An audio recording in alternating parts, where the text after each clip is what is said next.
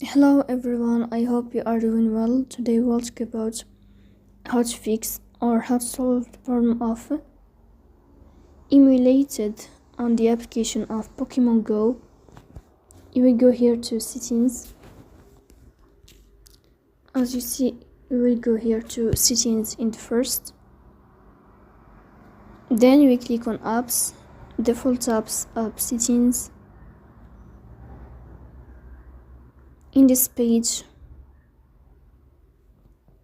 you will go to this application of Pokemon Go.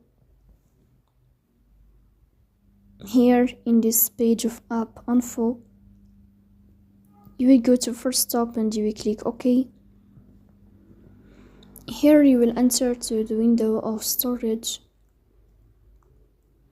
Then you will click on clear cache. In the end, you will turn off your phone. So